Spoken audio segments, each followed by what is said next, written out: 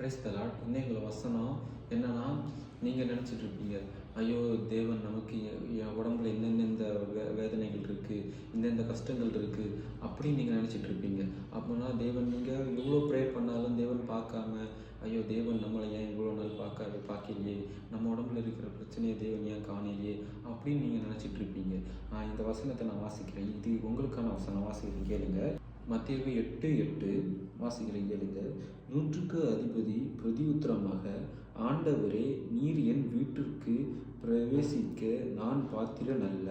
ஒரு வார்த்தை மாத்திரம் சொல்லும், அப்பொழுது என் வேலைக்காரன் சுஸ்தமாவான்.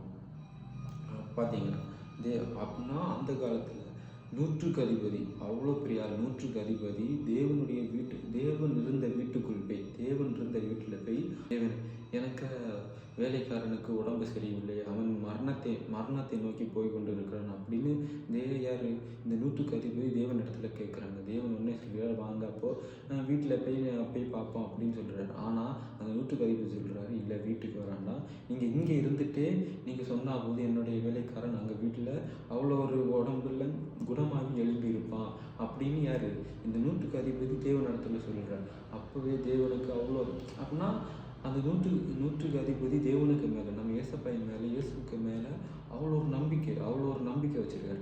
அதே மாதிரி தான் நம்மளும் நம்ம உடம்புல எத்தனையோ பிரச்சனைகள், காயங்கள், வேதனைகள், அப்படி பலவீனங்கள், அதில் கட்டுகள் எல்லாமே இருக்கும். ஆனால் நம்ம ப்ரேயர் பண்ணுவோம். ப்ரேயர் பண்ணால் என்ன தான் ப்ரேயர் பண்ணாலும் ஒரு நம்பிக்கை நமக்கு யாருக்கு மேலே, ஏசப்பை மேலே இருக்காது. நீங்கள் நினைப்பீங்க அந்த டைம் ப்ரேயர் பண்ணிவிட்டு விட்டுட்டு போகிறது, அப்புறம் பார்க்கலாம், ப்ரேயர் பண்ணியாச்சு அப்புறம் பார்க்கலாம் அப்படின்னு நீங்கள் நினைப்பீங்க. ஆனால் நீங்கள் ப்ரேயர் பண்ண என்ன தான் ப்ரேயர் பண்ணாலும் அவருக்கு மேலே ஒரு நம்பிக்கை, நம்ம கடவுள் பண்ணுவார், நம்ம ஏசப்பா அந்த ஒரு வல்லமை உள்ளவர் அப்படின்னு நீங்கள் நம்பினாலே போதும்.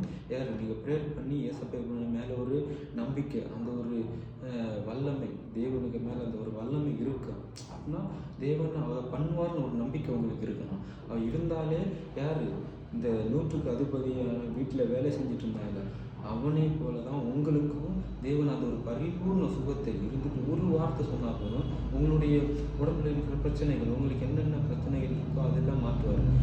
தேவன் உங்களுக்கு என்னென்ன காயங்கள், உங்கள் ஹாஸ்பிட்டல் போயிருந்து நீங்கள் படுகிற வேதனைகள், எத்தனையோ உடம்புல எத்தனையோ பெரிய பெரிய வேதனைகள்லாம் இருக்கும். ஆனால் நீங்கள் ப்ரேயர் பண்ணியதை தேவனிடத்தில் அவ்வளோ ஒரு உருக்கமாக, அவ்வளோ ஒரு தயவாக அவர் இடத்துல ப்ரேயர் பண்ணுங்க. அவர் உங்களுக்கு பரிபூர்ண சுகத்தை தருவார். உங்களுக்கு யாருக்காவது வேதனைகள் அப்படி ஏதாவது இருந்தால் கமெண்டில் உங்கள் பேர்